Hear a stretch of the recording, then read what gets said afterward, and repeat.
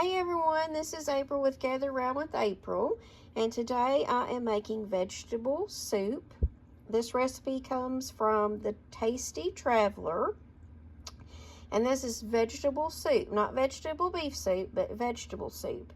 And I'm going to make this in my Ninja Foodie, so if you have a pressure cooker, then that would work. It could also be made on the stove. I'm sure you could even make it in the crock pot. So let's get right to it. So I've got my Ninja Foodie on, and I'm going to turn it to sear saute.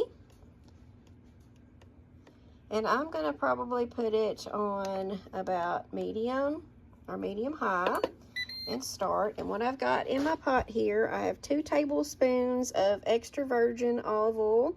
The recipe just calls for olive oil, so if you've got just regular olive oil, that would be fine. But I always say, use what you have on hand, so that's what I'm doing. I've got 2 tablespoons of extra virgin olive oil in the bottom of my pot, and then I have diced up 1 cup of onion. I used yellow onion.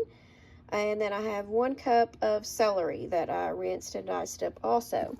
So I'm just going to saute these for 3 to 4 minutes till they kind of get a little bit translucent, You can kind of tell, once you've sauteed something, even on the stove, once it's kind of cooking, because it gets that translucent, that kind of shiny look to it, glossy look. So I may actually speed this up. Let me get all that off.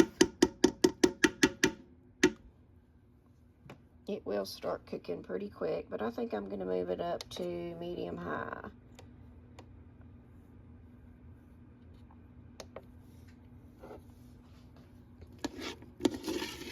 So it's adjusted to medium high. And it will start getting, getting hot pretty quick here. But you could do this on the stove. Like I said, I'm sure if you don't have a pressure cooker or a Ninja Foodie, it does all those things. And if you see a few little pieces of the little orange, let's see, like right there, what I did is, you also put carrots in this, fresh carrots. So I shredded and diced my carrot and peeled my carrots. And I cut them all up in the same bowl with my celery and onions at first, because I forgot that I would need to separate them. So I had to pull the carrots out. So that's what that is. That's just a few little shreds of the carrots. It's not going to hurt. So hear that sizzling? That's already heating up really good. And that I have it on medium high. So I'm just going to saute this for about 3 to 4 minutes. And of course, on something like this, an Ninja Foodie, you want to watch it pretty quickly, pretty carefully, because it will start to burn quickly if you don't watch it. You can't just walk away from it and come back 5 minutes later. That's not going to work. So I'm going to saute this for 3 to 4 minutes, and I will be back. Okay, this has been cooking for about 3 to 4 minutes. And see how, especially the onions, if you can see, a little shiny, translucent looking. Alright, and you want to make sure you don't burn your pot. So I also turned my pot down to low. So now what I'm going to do is I'm going to start adding the other vegetables, okay? And I got to do this kind of quick. I have a 14.5 ounce can of diced tomatoes. I use the fire roasted from Aldi. So I'm going to add that, and I'm adding those first because that's going to have your liquid in it, and that's going to help prevent anything from burning in the bottom of my pan. I always like to do that. That way when I'm sauteing something like that, I'm going to add something with liquid.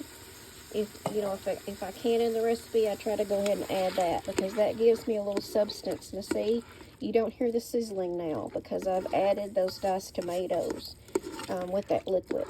So that way I'm lessening my chances of burning or scorching the bottom of my pan and having to start all over.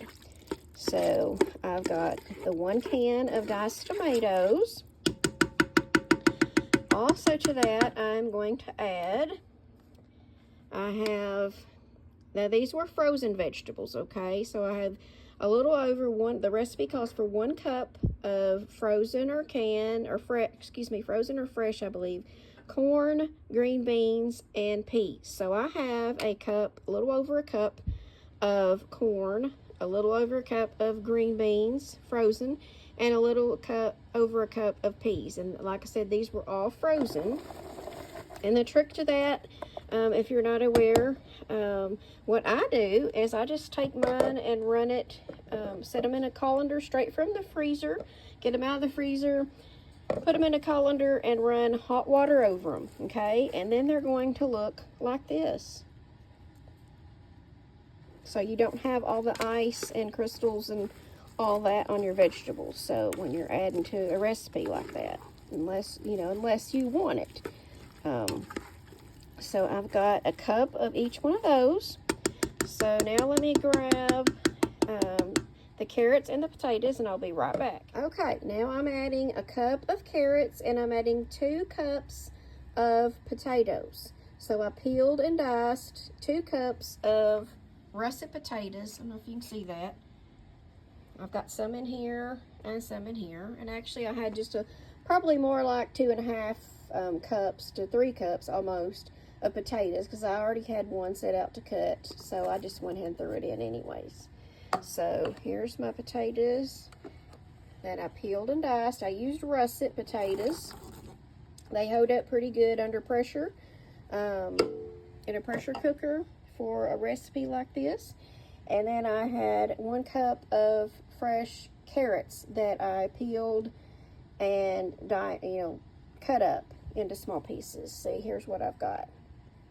They don't have to be exact size, but you don't want big chunks because you don't want big chunks of potatoes or big chunks of carrots, because that's going to take longer to cook even under pressure. So try to keep them consistent, and somewhere near about the same size. So I've got my potatoes in here, my carrots, my frozen green beans, my frozen peas, and my frozen corn added to my celery and my onions that I just sauteed. So now I'm going to add my seasoning. So let me get them together and I'll be right back. Okay, so first thing I'm going to do, I got my seasonings together, but first I'm going to stir all of this mixture. And remember, I've turned this to sear saute on low, so you don't hear it sizzling or anything. It's just kind of keeping it warm there. So I'm going to stir this all up good.